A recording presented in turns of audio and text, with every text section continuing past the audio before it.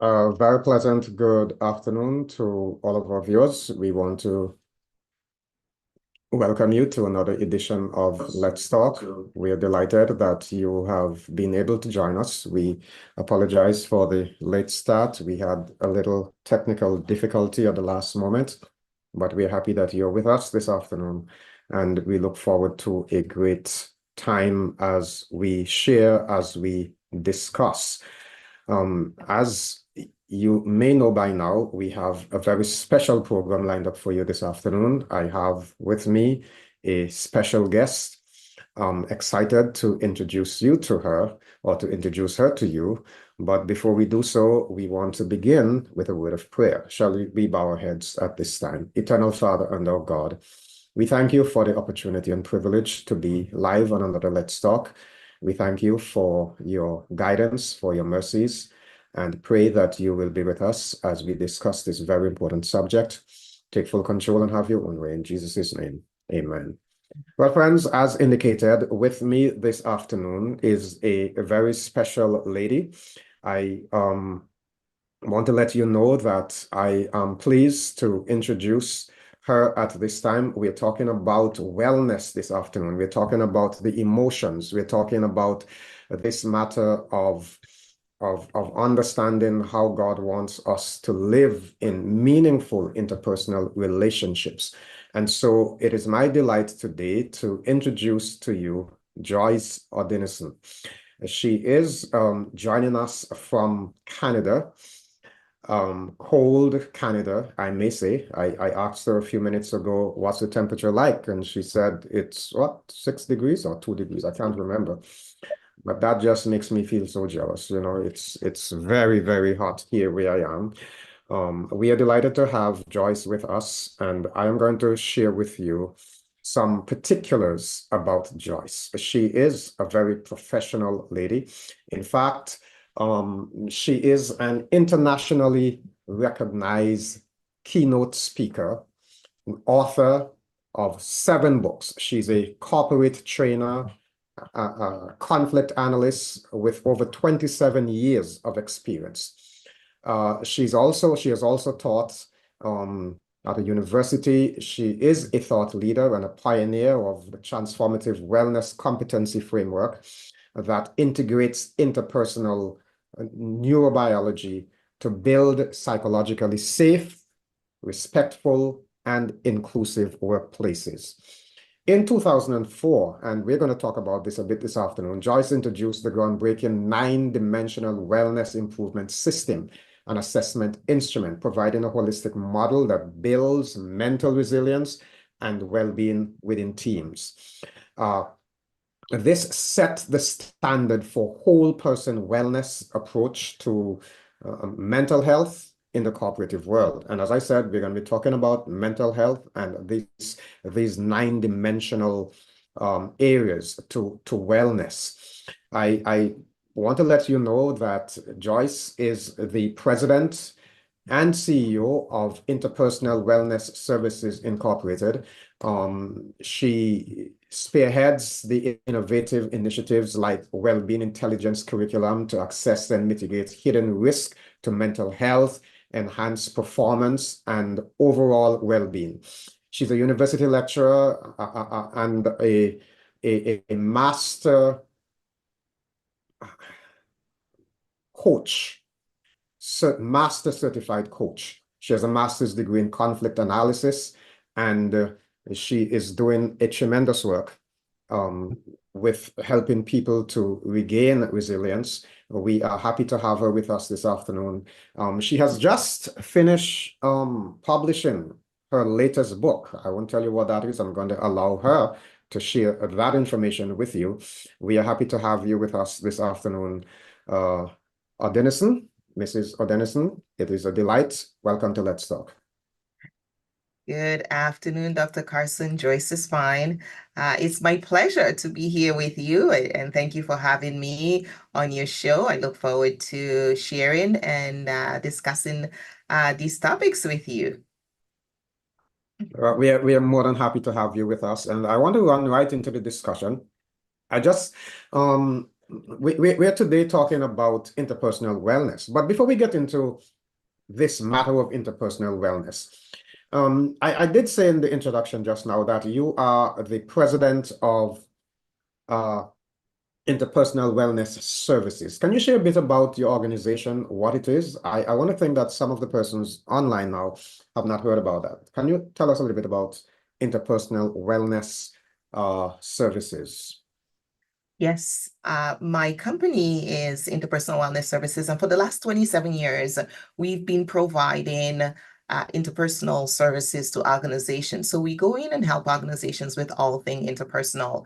Our firm helps organizations with our proprietary nine-dimensional wellness model, to look at how everyday interaction in the organization impacts people's emotional wellness, their mental wellness, their spiritual wellness, and overall their mental health. Because what we do and who we interact with and the behaviors of our close connections does have an impact on our health and well-being. So we do things like psychological safe workplace. So we do workplace wellness programs. We provide a wide range of training and development to all levels of organization. We provide coaching. We have a very in-depth coach training program for leaders that helps them to be able to not just lead, but also to create collaborative teams and to foster collaboration and relational well-being among their team, so we have less of those conflicts and more harmonious interactions in the organization. Okay, so that sounds pretty interesting.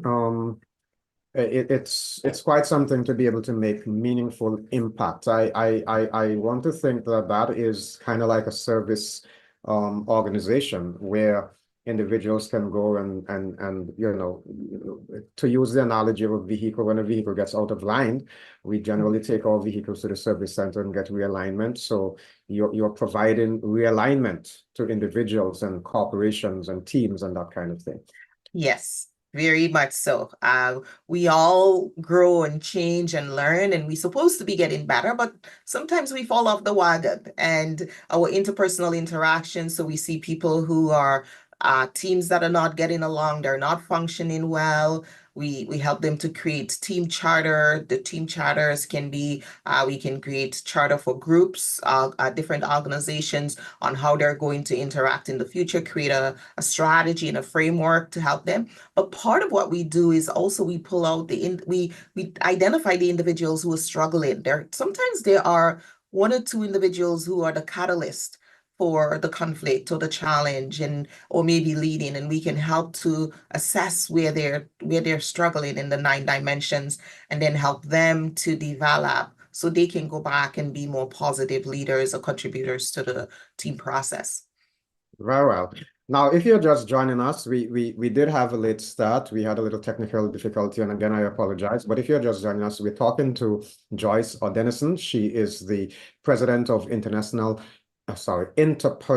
Wellness Services Incorporated, and she is joining us from Canada.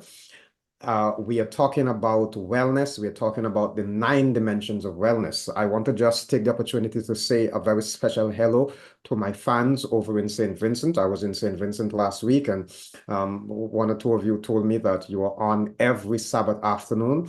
I was in Dominica last year, and Dominica is a special place for Joyce. She will tell you that.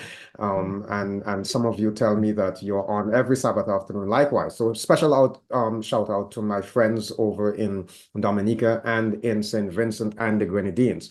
Now, let's get into this idea of interpersonal wellness. But again, I read your mission statement, and I'm intrigued by something there. The statement says, our mission is to help individuals and organizations create and sustain environments that preserve mental health, reduce stress, and promote positive, psychologically safe interactions. Now, we can talk about all those things, for the rest of the afternoon. But that's not even where I want to go. I mean that is noble, that is very insightful, and you may want to react to some of those things. But it's the next part of your mission statement that intrigues me. It says, we are driven by the understanding that our behavior shapes the well-being of those we interact with, making wellness a shared responsibility. Please expand on that concept, because I am really, truly intrigued by this, that we are driven by the understanding that our behavior shapes the well-being of those we interact with. Can you expand on that? Absolutely, because when you look at well-being is having a good sense of it's good health, but it also a good sense of happiness, fulfillment, contentment with your life, being in healthy relationships. And it it doesn't matter how much money you have, it doesn't matter where you live, if you're not in good relations with those in your network, you're not getting along with your spouses, the people you work with every day, your neighbors, you're in conflict, you're not truly experiencing well-being. And we recognize that that stress actually positive psychology shows us that people in healthy relationships actually live longer than those in unhealthy relationship. The stress of being in a conflicted, unhealthy relationship is going to impact you. So it is a shared responsibility, especially when you're talking about teams, people who work together, leaders, families, churches, groups. It's a shared responsibility. If we each come to the table with the intention of making life easier, working together harmoniously, then we are going to be successful. But when one or two parties do not align with that focus, then it becomes chaos. I've gone into conflict situations where one person creates mayhem for the whole group. So yes, it is a shared responsibility. I mean that's very interesting, because it's telling me that, hey, listen, I'm not just concerned about, or I rather should not be just concerned about how I feel about a situation, but how my actions are impacting others. And as you have so beautifully articulated there, that my behavior can shape the well-being of the individuals that I interact with. That says that we are responsible not just for our own happiness, but for the happiness of those with whom we interact. And that's pretty deep. Yeah. Absolutely. Well, well, let's now explore the 9 dimensions, this 9-dimensional approach to wellness. I don't know that we're going to have enough time. I want to say this up front, enough time to go into all of these. But on Let's Talk, I like to say, what we don't finish today, we always have another time that we can do it. And if you are available, so I'm kind of putting you on alert that we may need to come back to finish this. I would like to say next week, but we already have something slated for next week, so perhaps the week after, but we will talk about it. But let's make the best of the time we have this afternoon, the 9-dimensional approach. Now, I think this is important, because I'm going to ask you to provide an overview. But can you begin by explaining, and you did make reference to it a little bit, this whole concept of wellness, is it the same as health? And if not, what's the difference? Is it synonymous with I feel healthy or I am well? Should people think of these two terms, health and wellness, as synonymous with each other, or are they different? No, because wellness is a much broader concept than health, right? While health typically refers to your physical or your mental condition, wellness encompasses more than that. It's that balance of physical, emotional, spiritual, social, right? And how these dimensions interact with you in your life. That's really what wellness is. Wellness is dynamic. You can be well today, not well tomorrow. It's active. It's more when you think of a verb. Wellness is the things we do to attain health and well-being and social wellness. And we're all familiar with the social determinants of health. But when we look at wellness, it is all the little things we do to attain that health and well-being in our lives. So we cannot just say there's just health only important or wellness is. They work together, because if you're not practicing wellness activities, you will your health will be deteriorating. It is that it really is a pathway to health and well-being. All right. So in a very comprehensive way, when we talk about whole person health, we are that may be a better term to grasp everything. So we are not just talking about feeling in a state of health. I don't have pains and aches in my body, but we are talking about the emotions. We're talking about how we interact with one another. I get this sense that you're saying wellness has to do with is multidimensional. Let's put it that way. It is very much so. It is Yes. very much so. But for instance, you could go out for a nice run. You have a beautiful fruit for your breakfast. You get the beautiful Caribbean sun. You're feeling good. And then you get into the work and your boss yells at you, calls your name, puts you down. How well are you right now? Not very well, right? It's going to impact your self-esteem, your emotions, you're going to be upset, right? Your blood pressure will go up. It's so there is a biological aspect to our environment and our interaction and our engagement. So we do need health and wellness together. And when I work with organizations, I always talk about the importance of health and wellness. And we were the first, I was the first person who brought the interpersonal into, and because I wear the lens of a conflict analyst in my work, I've gone into very difficult situations and see people are trying their best to do all that they can, but they've missed the interpersonal piece. And when you look at interpersonal, and I tie it back to work by Daniel Siegel in interpersonal neurobiology, and he talks about the brain, the mind, the relationship, and how they interact. Our relationships will shape our brain, our behavior, our mindset. If, for instance, if you're in an abusive relationship, I've had clients who are suicidal, who've attempted suicide because of the way they're being treated at work. This is not right. You ask yourself, why is this happening? There is something that happens to your brain and your mind when you are treated in a particular way, and when you are in a particular environment. If your relationship is not well, that's so we start to see these impacts and these interconnectedness.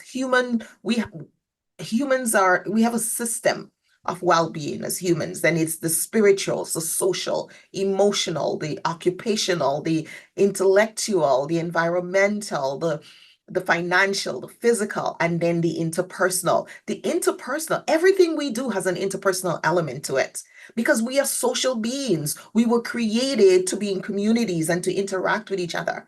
We're given the smile, and we have mirror neurons. When I smile, you want to smile back, because we have these mirror neurons that says, hey, when somebody is smiling, you need to smile back at them. When somebody is crying, you want to cry with them.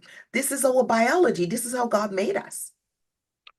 Very, very interesting. So let's jump into it now. You kind of gave, I'm not sure, I wasn't counting, so I'm not sure if you covered all 9 of those areas. I did. You did. All right. So let's begin with number 1.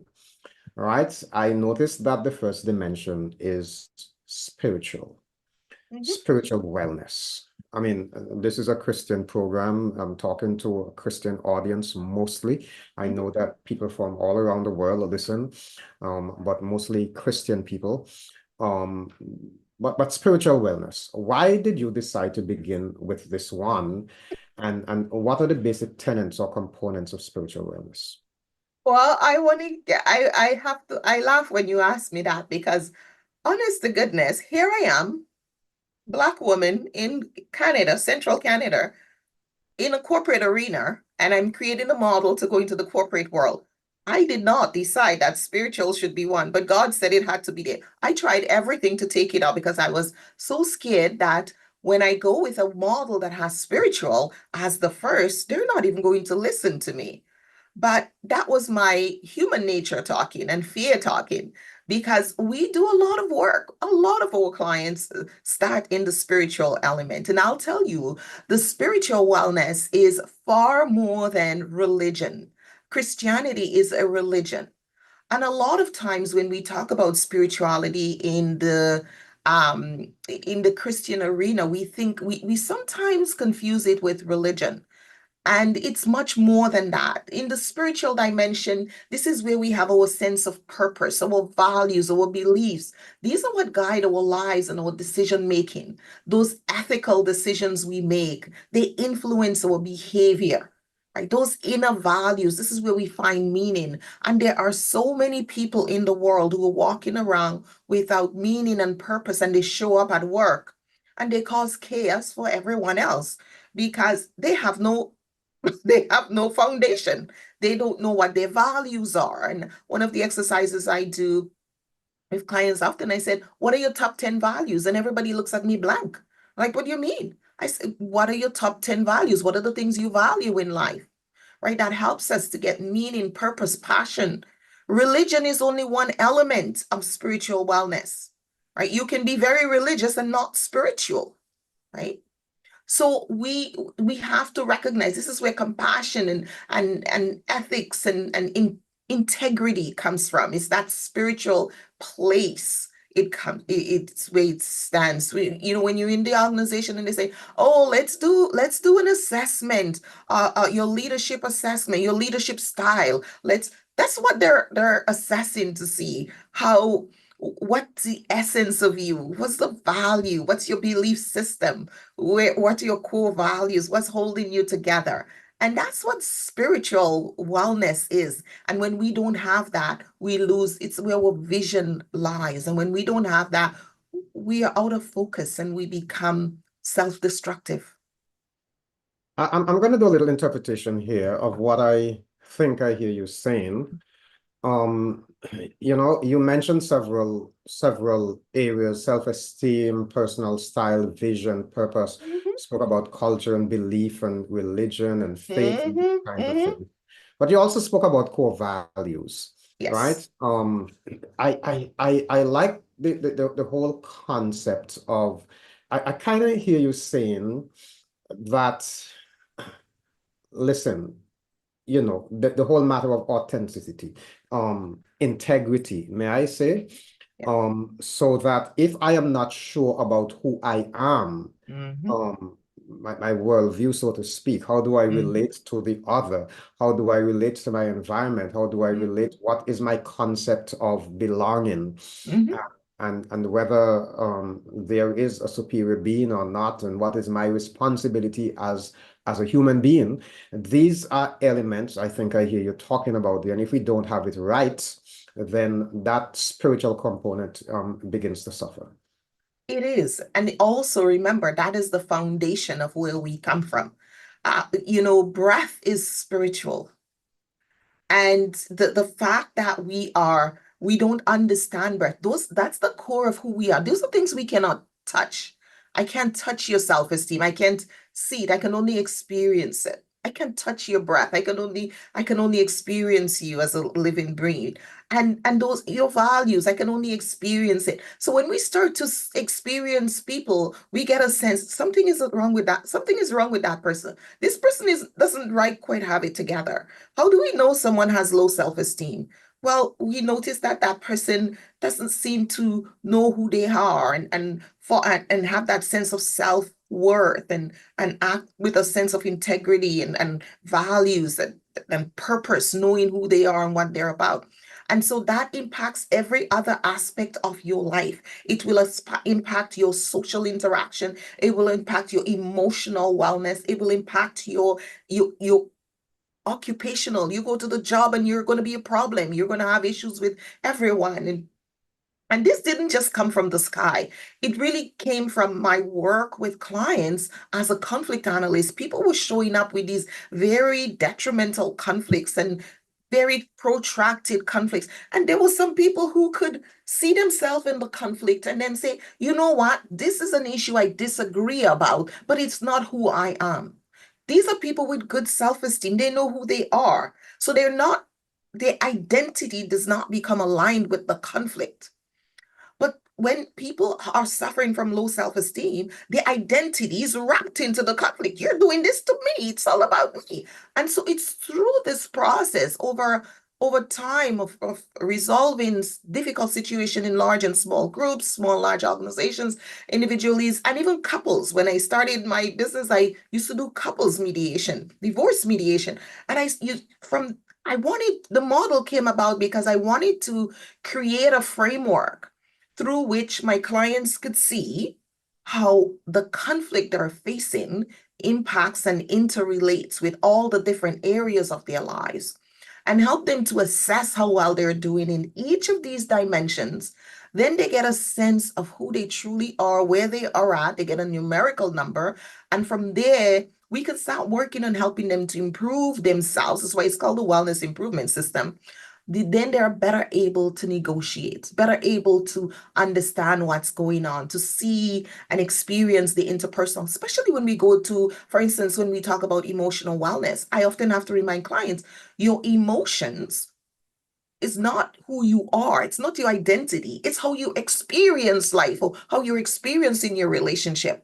It's not the essence of who you are because we all have emotions, but it's what you're experiencing right now. And it's very transient. It will change based on your interaction and your engagement and who you're with. So don't lose yourself in your emotions. So these are some of the pieces that I pull together to really help people to see, and it's gone far broader than my anticipation was to work with conflict clients, but now it's taken on a life of its own. I want to go back to the concept of self-esteem a little bit. And I noticed you saying there just now that individuals who have a good self-esteem, who are aware of themselves and are sure of themselves, tend not to align their values or who they are with the problem.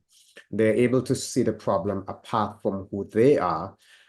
So this matter of self-esteem, when I am not sure of who I am, when I have doubts and questions and concerns, when I need your approval to make me feel an individual of value, then you're saying that I'm easy to be pulled into a conflict and react differently from somebody who is otherwise. Can you just say a bit more on that? I think when we go into the whole area of self-esteem, that's a whole big topic. And I think it's a topic that we could talk about for an hour. yes, we could talk about this just on Yes. its own. It's not that um I think when we see people suffer with low self-esteem, it sometimes has roots way back in their childhood and the way they were brought up. It may be related to some trauma or detachment issues. So we don't necessarily know why they may have these self-esteem issues. We just know it becomes an issue and it's harder for them to let go and resolve conflicts when they have low self-esteem because everything is about them. When you're struggling with your self-esteem, it's easy to make judgments that everything is about you rather than to see this apart from yourself. Because I am so all of us will have self-doubts. And so I want to make this clear. We will all have self-doubt from time to time. We will all have questions about who we are and why did God put us here. And that's important. Those are good, healthy reflection. But when you become overly obsessed with them and you need someone to consistently fill you up because you're not able to go to God's word and pray and take sustenance from that, when you need so much from your partner, and we see it in marital relationships where one partner is more needy than the other. And so we all have, this is an area of our life that we all have to go to God and ask him to help us to develop so we don't become so wounded. And then when we're in a place of wound, we attack others. I really would like to develop this a little more. And I suppose one of these days you will be able to visit and spend a lot more time than 1 hour. when we can, because you're saying to me that one of the things you do is that you go into workplaces, workspaces, and you deal with well, we're gonna come to occupational wellness, but you're talking about the corporate environment, and you begin with spirituality, Mhm. and the corporate world is opening up their eyes to the reality of the fact that, hey, my spiritual values and so on can impact who I am as an individual in terms of complete or wholeness and wellness. That's rather very interesting. But our time is limited, so we're going to move. I wouldn't even ask you to react to that, but we're going to move right into number two. Um, what's dimension number two?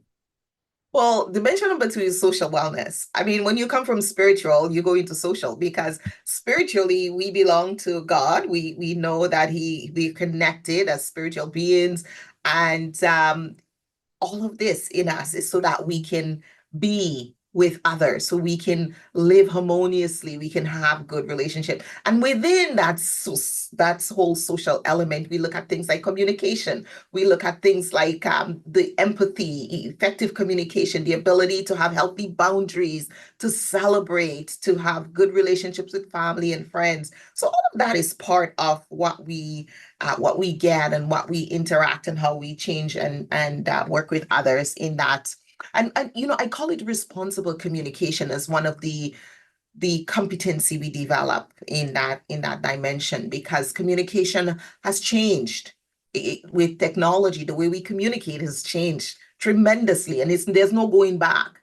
And we have to learn how to practice responsible communication with others. And when I say responsible communication, I mean being careful with what we say, so we speak effective communication. See, I was teaching effective communication. I used to teach effective communication all the time as a conflict analyst and a corporate trainer, always teaching effective, but then nobody was being effective. So I actually did some research. I said, I think we need to switch to responsible communication. So who is responsible? Is it the sender or is it the receiver? And it's now both. And so we started dialogue around, we both are responsible. I'm responsible to listen to what you're saying and also to ensure that my interpretation of what you're saying is not warped. That's why we have things like paraphrasing. That's why we have the ability to ask clarifying questions so that I am not making false judgments about what you're intending to say, and I am not going away huff and puff upset because you said so and so, instead of asking you, my brother, could you clarify what this means to you, so that we're on the same page. I have a responsibility, so we paraphrase. That's why we ask clarifying questions. That's why we purpose state. We have a responsibility, especially those of us who are Christians, especially if we're in organizations and we're working with others. We have a responsibility to ensure that we're doing that. I find that in marriage counseling that the subject of communication, I mean, we're talking about social wellness here. Uh-huh. I find that the subject of communication is so very important, and if we consider the fact that we're not hermits. We are made to be in relationship with one another. Mhm. When God made Adam, it's an interesting development here because the Bible says that God created man in his own image, Mhm. male and female, but that man is Adam, so that's humanity. But then it Mhm. says male and female created he them. When we get to Genesis 2, we notice that God first made Adam, the man, that is, let me say the man, Mhm. and caused him to sense that need of companionship. Mhm. And when Adam realized, in fact, God himself declared, it is not good that man should be alone. Mhm. And he put him to sleep and made Eve. And so from the very beginning of creation, we have this concept that we do need the other. Mhm. So communication is really very important. But what intrigues me is that uh, you are talking about the concept of social wellness. And in particular, you're saying that my communication methodologies have significant impact. You highlighted a few things there. Just for recap, you're talking about the fact that we live in community. Um, our networking, we are to be hospitable people. You mentioned the whole concept of how we share, how we listen, the reflection back, etc. So I'm looking at all of those things and I'm saying, great, that is awesome. That's wonderful. But I also see another reality before us. And this is the reality that, hey, listen, right around us in our world, we are in, should I say, transition. We are experiencing what I call the social media madness, where husbands and wives are at home and they're using their devices to communicate with one another, you know. And it's impacting. So my question really is, in terms of social wellness, my question is, um, how is the social media impacting this idea of social wellness, especially as it relates to responsible communication? Think in all areas of communication, we should be responsible. Especially with social media, we have even more responsibility placed on us, especially as Christians. For instance, somebody may forward something to me. I have to be very careful what I forward to my network, because when I forward something, I'm also forwarding, hey, I think this is something good you should digest. And so we have to be very careful what we share. I've had someone who shared something with me, a Christian person, Seventh-day Adventist. I had to go back and say, did you actually think about what you shared with me? Because I hope you're not sharing that with others, because this could cause certain things to happen if you are. And I think sometimes we don't think about that because social media is so instant, right? It's changes and we're looking at this and we're looking at something else right away, a few seconds later. And so we don't have enough time to process as individuals. And we're humans are interesting creature. We need time to process and to think and to put thoughts into action. And we don't get to do that with social media because it's so fast. There is so much coming at us. And so we have to pause and go back and ask God to give us better discernment to decide what to look at, what to share, and what to consume. As with spiritual wellness, there's a whole lot more we can say about social wellness, but I want to move on. We only have 15 or 14 more minutes. So time does go by very quickly indeed. Now, the third dimension is emotional wellness. I know we're not going to get beyond this one. Emotional wellness is in the media a lot today. What's the essence of this? Everybody's talking about mental health and all the rest of it. What's the essence of emotional wellness? The essence, the competency. So with the 9 dimensions, there are 12 competencies that one needs to develop to enhance in each of the dimension. We align 1 or 2 competencies that you need to develop to improve how well you're functioning in those areas of your life. And the competencies that is assigned to emotional wellness is self-mastery, understanding our emotions, anger, fear, resentment. All of those emotions are experiences. We can have them in 5 seconds and move on to something else, right? We could be watching a movie and we go from high to low, we're crying, we're upsetting, we're laughing, all in the space of an hour. Our emotions are very transient. They're based on what we're experiencing right in the moment. And so we do need to pause and recognize that we have a responsibility to master ourselves and not be swayed by our emotions and make long-term decisions based on how we feel in the moment. We need reflection. We need to understand that we can be pessimistic. We can be an emotional wreck. Also, we need to get the right help, the right support, the right learning to develop in those. And I tie this back to intellectual wellness because it's very important that we should be doing the work we need to learn. And I talk about the growth mindset and the fixed mindset. Some people have a very fixed mindset. Everything is about them. And if you were to say, I think this is an area where you should be improved, they don't hear that. They think, I say, you're broken, right? And that comes back to a lot of the self-esteem issue. If you have a fixed mindset, If I ask you to learn something, you're going to be resistant because you're going to think, I mean, something is wrong with you, not that there is room to grow, right? Growth mindset. You tell me, learn this. I was like, oh, wow, what can I learn from it? Will this help me to be better here or do better in this? But if you have a fixed mindset and I tell you, learn this, you're like, what's wrong with me? What's wrong with what I'm doing right now? Right? And that's the two different type of mindset. And the fixed mindset says, I am as good as I can be. The growth mindset says, there's opportunity. There's more to learn. There's more growth ahead. Let's get started. And so this does impact us emotionally. So when we go into that emotional wellness, we have to also recognize that all the dimensions are interconnected because it's the human system. My spiritual wellness, if I'm not doing well spiritually, is going to affect me socially. It's going to affect my relationships. I'm going to be pouting and upset with everybody and what they're doing.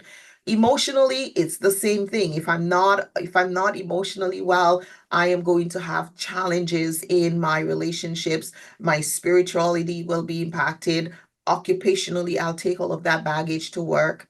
Intellectually, I won't be learning and growing. I'll resist change and learning environmentally, financially, physically, they're all interpersonally. We see there's an interconnectedness in the dimensions that we cannot be truly well without growing and learning and developing all the dimensions of wellness. Well, we're talking about wellness and we're talking about emotional wellness. We live in a world of stress. The Mm-hmm. economy is getting out of whack. Everybody's looking at inflation. And then depending on where you live, there's this whole concept of war and violence. Some Mm-hmm. persons are concerned about their personal security, their safety. Mm-hmm. There's election at your Mm-hmm. next door neighbor there, and people are wondering who's going to become the next US president. And Mm-hmm. if you are if you're an immigrant, or you're going to be deported, or you may be thinking or have relatives living in the United States of America, and so on Mm-hmm. and so on, what's going to happen? And all of the dynamics, you may have somebody who is in university and they're thinking about an exam that they have to write. All Mm-hmm. of these dynamics tend to take a toll on our emotions. Of So, course. so, so how do we really achieve this matter of self-mastery in this mashed up, out of work world that we live in? Well, self-mastery is not on by itself. It is part of the wellness dimensions. So we need to work spiritually, we need to work socially, and we also need to work emotionally for us to develop self-mastery. We have to, for instance, isolation is very bad for us. If we are isolated in a very stressful time, we tend to go in and look at, and that can drive depression. Loneliness is an epidemic in our society, is in the Western world, right? We have more people living alone now than ever before, and this was never part of God's plan. We were supposed to be in communities and live together. So stress is something that God tell us not to worry, but he told us every day. There's a scripture for every day of the year. Do not worry.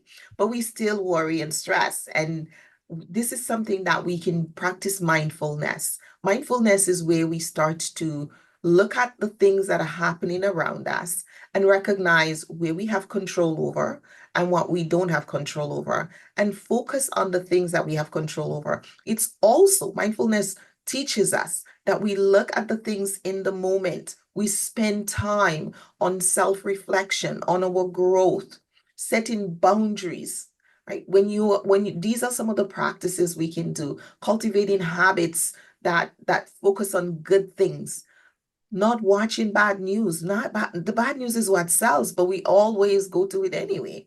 So if you have a tendency of becoming overwrought by what you see on the news and getting and not being able to sleep, then stop watching the news. Trust me, if something is going on, you will find out, right? And I think it comes back to our biology and recognizing that we're putting too much on ourselves. Can I change the economy? Can my worry change the economy? No. Do I have if I'm in ill health, what can I do? I can pay attention to what I eat. I can pay attention to how I interact. If I'm in a poor relationship, what can I do? I can start to listen. I can start to interact. I can start to make sure if I'm not safe in this relationship, then let me find safety. We need to find ways to practice self-mastery, but also self-esteem does impact our self-mastery. So when we teach, we don't teach in a vacuum. I don't teach emotional wellness without touching on spiritual and social or intellectual. They all go together. We have to recognize how we function in one dimension will impact how we are. So when clients come and they're very anxious, and some clients, of course, there are clients who have depression or anxiety. And now we're going into the realm of mental health, which is a whole other topic. And so when we see those clients, we have to look at, like, is their situation chronic? Or is it just a behavior a pattern that they've fallen into?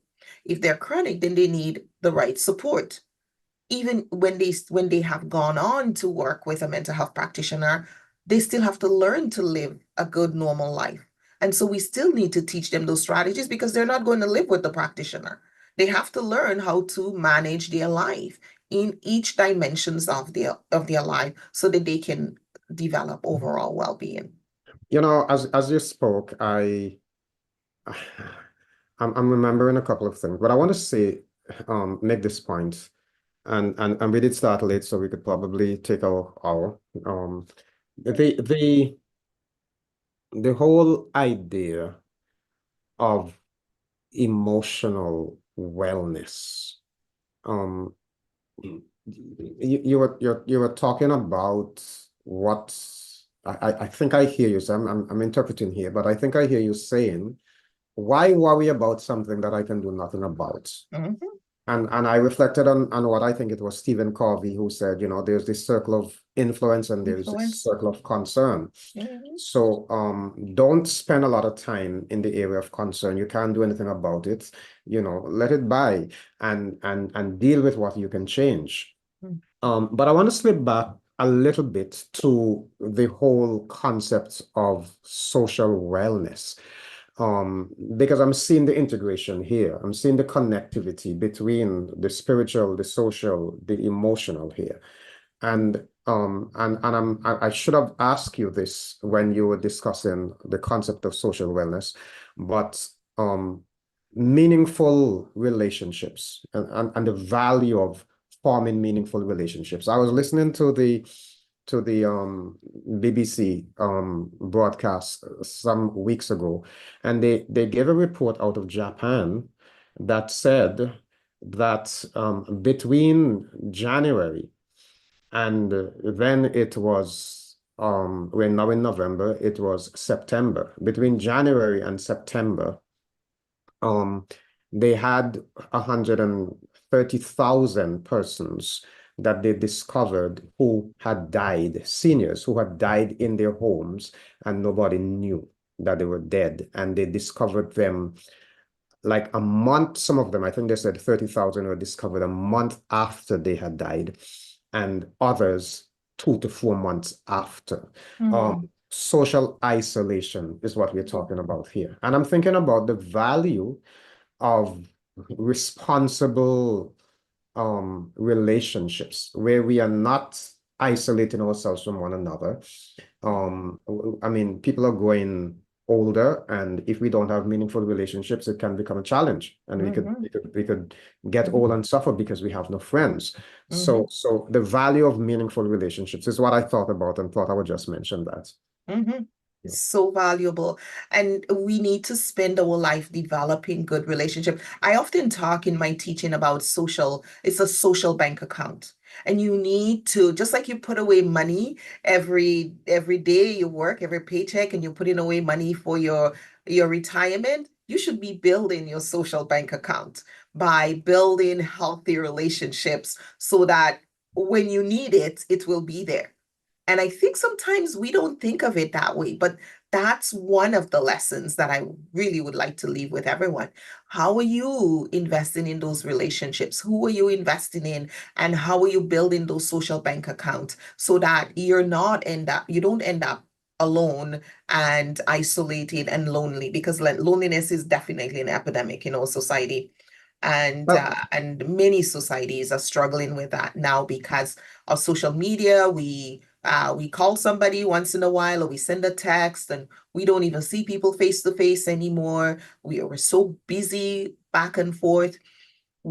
Our society has changed, and humans were not designed to live in that kind of society. We're not created for that. And our bodies are responding to it, and it does impact our mental health. It's, when we talk about, the mass mental health, there are social implications, and we need to start paying attention to the whole person approach in order for us to truly come to a solution. But the other reason I wanted to slip back to the social is because we really didn't say anything about marriage. Um, you know, I mean, I don't know if your competencies have family, but I would want to, Yes. yes, Social okay. wellness is on family as well as interpersonal. I just Well, released my seventh book. It's a marriage that thrives, and I actually take these nine well-being competencies and the 12 competencies and nine dimensions. I've embedded them into the marriage relationship and show how you can actually enact those into your marriage, because it's such an institution where you're so embedded and intertwined with another person. Well-being need to come to the surface in the marriage relationship. okay. So now I'm going to take the next 9 minutes because I started about 9 or 10 minutes late. And this whole concept of I'm kind of thinking, should we go on to the fourth competency? Can we deal with that in 5 minutes, in 6 minutes? Which one? Are we talking about occupational wellness? Yes. Ah, This fourth dimension is occupational wellness. yes. I mean, I read somewhere that if we're not enjoying our work or occupation, we're shortening our journey to the grave. Is occupational wellness just about enjoying work, or is there more to it? More to it, because for one thing, the Bible tells us whatever your hands see to do, do it with all your might. God asks us to do whatever we're doing. And so I meet so many people who tell me they hate their jobs and they hate what they do. And I'm like, this is you're killing yourself, because you spend 7 hours a day doing something you hate. What are you telling your mind and your body? Right. And so we need to see our jobs as an opportunity to be God's hand and feet, to participate in what we're doing, to share God's love with the people. Your boss may be a bully, but maybe your clients aren't, right? Maybe your coworkers aren't. Find your circle of influence and do with all your might, and find the joy of work. And there's one workshop that I do, and it's called Finding Joy in Your Work, because so many people are unhappy with their work environment.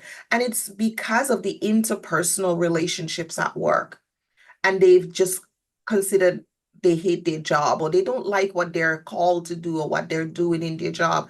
And there's research actually that shows that working does impact our mental health and our longevity. Humans are designed, God created us in Genesis. He said he created humans to manage our lives, to do work. Adam was created to manage the Garden of Eden. We're supposed to work. God intended for us to work. Work brings purpose and meaning into life.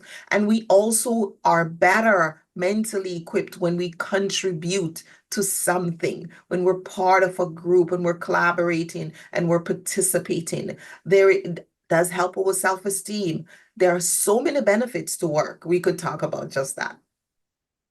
I mean, it's interesting that we're talking about occupational wellness on the Sabbath, right? I mean, sometimes I think that as Seventh Adventists, we fail to see the connection between work and the fourth commandment. Mhm. Um, we often consider the section that says, "Thou shalt not do any work therein," Mhm. but we do not focus on the part that says, "6 days shalt thou labor." Mhm. What is the fact that God considers work so important that he included it in the commandments? What does this say about the significance of matters like productivity, performance, and one's general attitude towards work? And that's exactly what I was talking about, because when you do it with all your might, you are honoring God. That's what he asks us to do. You're participating, you're saying, God, I trust you in this job because here is the job that I want. And you can talk to God. He wants to reason with us. Work, we are supposed to work 6 days a week. Yes, he did say that in the commandments. And God said, if you love me, keep my commandments. And so the commandments are there for us. It shows us the character of God. And within these 10 commandments, we see who God is and who he created us to be. Therefore, work is important. God called us to work, and we should work with all our might and do the work that we do. So our performance should be excellent. As Christians, we should have good performance. We should be ashamed. We are shaming Jesus if our performance, if we're underperforming as Christians. We should be the highest performing people in the workplace. Our job should be excellent. What we do should reflect God's gift to us. We're supposed to be bringing our best to work as Christians because that's honoring God. And so, yes, our work is so much more than just where we show up for 6 days a week. You know, we're gonna end with this question. I feel that I was rushing you a bit. No, no, so much. Somebody commented that we definitely need a part two, and we'll talk about that because there are how many other competencies? Five other competencies that we have not touched, Yeah, so right? we touched 9 dimensions. We have only touched the competencies. We have not even gone into them. Yeah, absolutely. Yeah. So So I am looking forward to interacting with you some more soon on Let's Talk. But before we end this afternoon, there is a question that I want to put to you from one of our viewers. I think it's interesting enough. The individual commented that as they listen, they can't help let me just read it the way they wrote it. As I listen, the topic of life skills keeps coming up in my mind. So this topic of life skill keeps coming up in my mind. mhm. And then he's asking, do our faith-based groups and schools pay adequate attention to teaching young people life skills? Um, I don't know if you have interacted with our faith-based schools, but it's asking for an opinion here. Do you think that we, in our system, in our structure, that we give it enough attention to developing positive life skills in our children? I don't think any schools do, whether faith-based or otherwise. I think this is definitely a place for us to grow. Where I encounter individuals, I encounter them in the workplace, I encounter them in the colleges and in the universities, because those are some of my clients, as the education institutions. I don't work in the primary schools and so, but I work with teachers, I work with educators. And so many of the challenges we see are, we know that the foundation is missing. Ellen G. White has a book called The Adventist Home. And a lot of the principles that should be taught at home are not taught. Children go to school with the basic. They don't have, and then many parents don't work with the school to help their children, and then the teachers are overwhelmed. So we have a very, we're living in the last days, folks. There's no perfect system. So parents have to do more, and communities have to do more, and churches have to do more. And so we have to educate ourselves. We have a responsibility as parents, as grandparents, as aunties and uncles to educate ourselves and to educate our people, our family members, and church members. The churches should have programs, community programs. This evening I'm going to be teaching a couples night. We have to have these things because there is no place where you can learn to be a good husband. There is no place where you can learn to be a good wife. There is not enough places to teach life skills. Many parents don't even have it themselves to teach it. So we have, as a church community, as Seventh-day Adventists, we have a lot of resources, and the world is hungry for it. So let's get busy. Well, thank you so much for sharing. You have reinforced some of the concepts that we're trying to push here. I have personally tried to organize marriage clubs in many of our congregations because I think that is so necessary. But we are out of time. And so I want to thank you for the contribution that you have made. I looked at the chats and there are a few persons who are saying part two, part two, part two. So next week, for those of you who are listening, next week we have a special feature. We are going to be focusing on next week begins the Diabetic Association is having a week of emphasis on diabetes. That is something that is killing many of us. And on November 16, they're going to be hosting a wellness march where the Pathfinders are going to be involved. But next week, we're going to be featuring some health professionals from the Diabetic Association, and we're going to be talking about diabetes.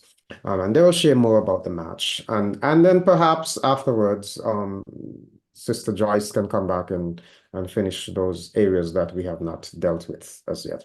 But it was a joy having you. It was a very meaningful discussion. We really appreciate your presence with us today. And we look forward to having you in person sometime in the near future, by the grace of God.